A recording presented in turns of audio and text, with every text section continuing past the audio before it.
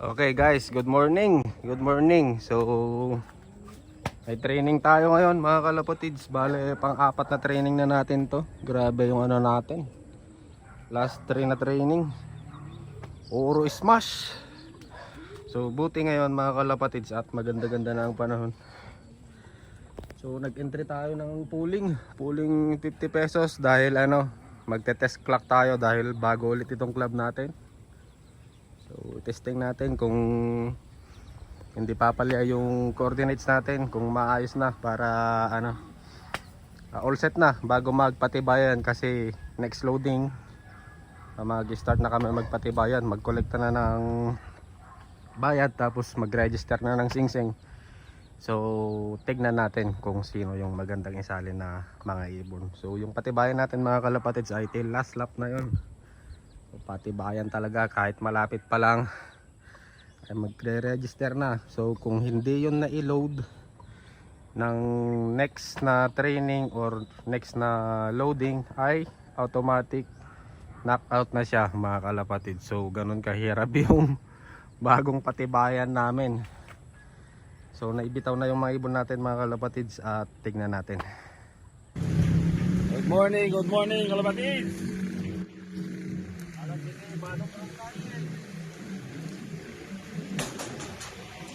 Naglabasin di kita ibon. Nagkakot ka di kita team Pagudpod, Banggi. Di kita Burgos, Pasuki. Pagkabigat nyo. Ano man natin, batok lang tayo na mo. Di Pagtusan. 3 minutos. Taktok binaw.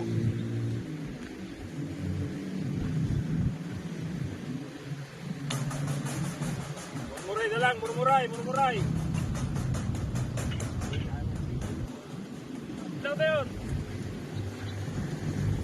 Bitaw tayo. Bitaw.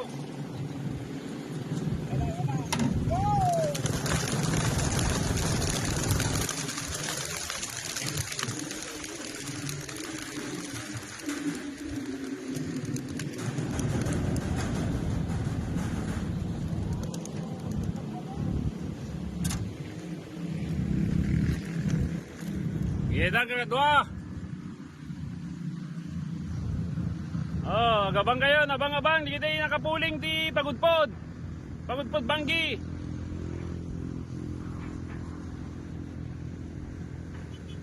Maidan.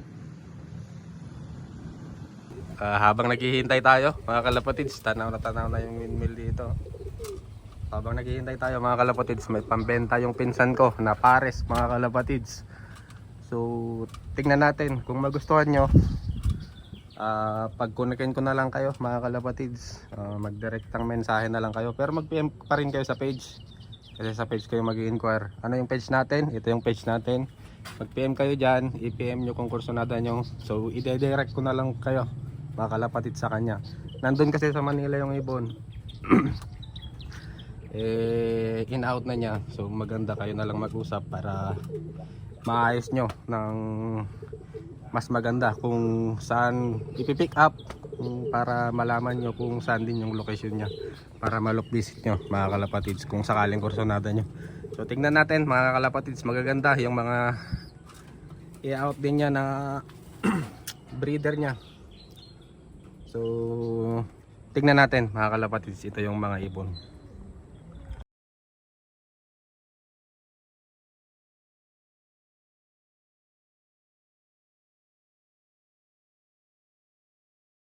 So ayan guys, nakita nyo na yung mga pang-out nya na ibon. Magaganda yung ibon nya na napili niya siya ng pang breeder. Yung kasi mga kalapatids, bumili siya ng bumili siya ng tawag dito, yung 2 layers na 2 layers na ano bang tawag doon, yung breeder na basta may tawag doon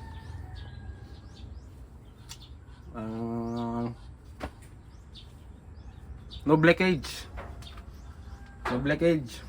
Bumili siya ng 2 layer na noble cage. Bale yung 2 layer na yun, di bali 6 na yun, 2 layer, tag-3 yun So ngayon, bumili siyang breeder na ano, hindi pa set lahat, wala pa siyang loft. Yung breeder pa lang, tapos pinuno niya agad. Eh, yung pinsan ko na yun, may baby din siya. Ayun, naglugon yung mga ano, naglagas ng balahibo, nag-ano ng mga puti-puti. Nag-alikabok. Sobrang alikabok daw. Sabi ng misis niya, i-out na niya yung mga kalapate dahil ano, sobrang alikabok daw, nangangati na sila. Yung doon siya na ano, parang na discourage na mag-breed. Actually guys, 2 pares yung binigay niya sa akin na sabay. 2 pares.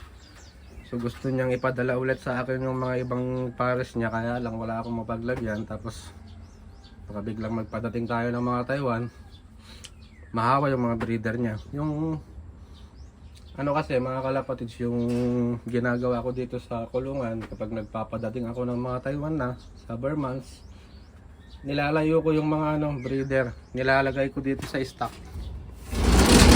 Kasi natin may iwasan yung mga ano eh, sa 20 na Taiwan, sabihin na lang natin 2, 3 yung mga may sakit, 1 eye cold, basta yung mga sakit na ano, respiratory problems, kasi nauulunan sila, wala silang masilungan dun sa isla, o nagkakasakit sila. Yun yung inaiwasan natin, kaya hindi na natin tinanggap yung iba. At sana magustuhan nyo mga kalapatids, dahil in-out na niya ngayon. Eh, maalikabok daw, sobra. Kung magustuhan nyo man, PM kayo sa page mga kalapatids. Linag ko na kanina yung page natin. At yun, abang na tayo mga kalapatids. Malapit na yung mga ibon natin. Ito pala yung forecast natin. Ayan yung forecast. Tapos time check 7:56 na. So hindi muna natin ilalagay dito. Kapag nag-aabang tayo mga kalapatids, inalalagay natin dito eh. Yan dito, para nabibidyo natin yung wrapping. Makulit ng pati na to. Ito yung masili natin. Nga pala guys, yung dalawang ano natin, yung dalawang sakang, ganito kasi yung training namin mga kalapatids. Dati kasi every week, every Saturday yung loading, every Saturday. Ngayon kasi since iba na yung management, iba na yung club president namin, every 3 days yung training namin mga kalapatids, para maunahan namin yung mother club namin. Bale sector lang kasi dito mga kalapatids, bale sector lang. And yun yung gusto niya, maunahan namin yung mother club namin para mas makakapag-prepare kami ng maaga. Dati kasi naghahabol kami, kaya naiiwan kami. So ngayon mas aagahan na namin. So every 3 days na yung training namin. So yung 3 consecutive na training na yon, puro smash yung mga ibon namin. Napakahirap magkondisyon. So nawala na yung ano natin mga kalapatids. Hindi na umuwi yung dalawang sakang natin. So sa tingin ko nahihirapan yung dalawang sakang na yun, lalo nung smash at dumadapo sila, nahihirapan sila mga kalapatids. So hindi na natin ine-encourage kapag mga ganun na sakang, nahihirapan talaga sila. So nawala din yung pula, si Bunso mga kalapatids, yung pinakabata na ibon natin na panlaban. Ang ganda pa naman ng katawan nun, ganda pa naman ng kondisyon ng ibon na yun, pero ganun talaga mga kalapatids, swerte lang sa pag-iibon. So mukhang nandiyan na yung mga ibon natin, may kumaluskos mga kalapatids. At tingnan natin, silipin natin. Hindi ko muna ilalagay dito, baka matakot yung mga ibon, hindi pumasok yung mga pampuling natin. Ilagay ko na lang dito muna sa body cam. Tingnan natin kung maalog, hindi na natin i-upload. Pero kung hindi maalog, i-upload natin. So at abang na tayo mga kalapatids, nakataranta na ako. So tara. So ito na guys yung mga ibon natin. Actually 4 sila, tatatlo pa lang to. Sinaraduan ko na. Grabe, nakaka-tense talaga mag-ibon mga kalapatids. Andito na yung dalawang pooling natin mga kalapatids. Clock na natin yung dalawa. So hindi tayo nagkamali ng pili mga kalapatids. Yan, at grabe yung speed nila. Hindi ko lang alam mga kalapatids kung tama yung coordinates natin, pero tignan nyo yung speed nila. Ayan, 1719. Bala na tailwind kasi tayo mga kalapatids eh. Malakas yung ano, hindi man medyo malakas, ay hindi man malakas pero may habagat kasi mga kalapatids. So tignan natin sa GC mga kalapatids kung valid. So andito na yung iba mga kalapatids, 4 yung nauna. Bale nandito na yung iba, nandito na yung flock. Ayan o, ayan na sila. Ayan, ayan sila. Grabe naman, ang bibilis. Ayan.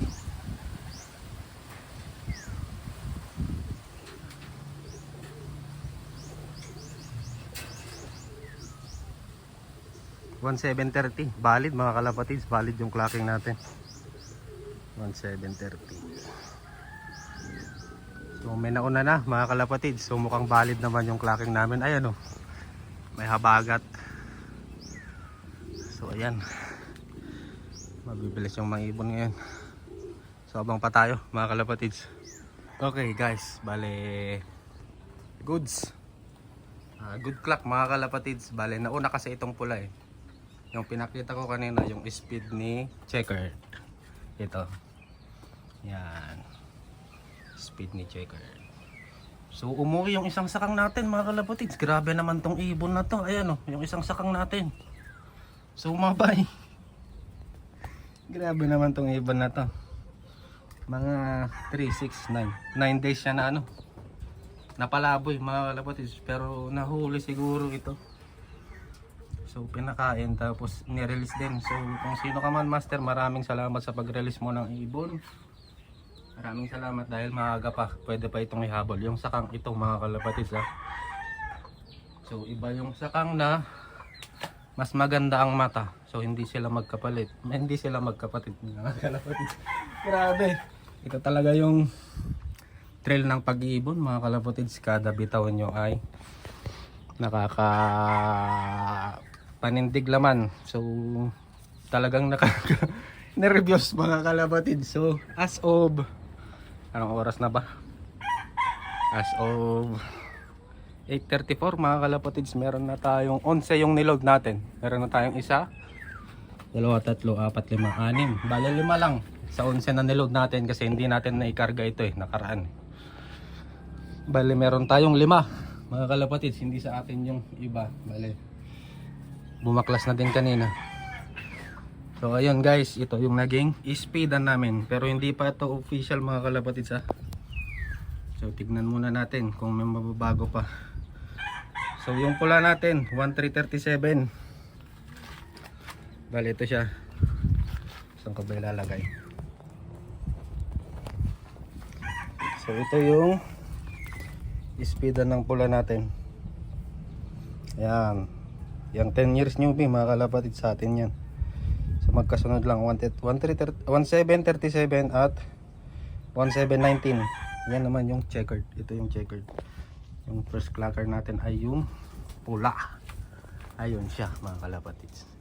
So yun, dito ko na muna tatapusin yung video ko mga kalapatids. So pasensya na at parang naging newbie na naman tayo dahil ilang race din na hindi tayo sali. So naninibago tayo mga kalapatids. So hanggang dito na lang muna guys.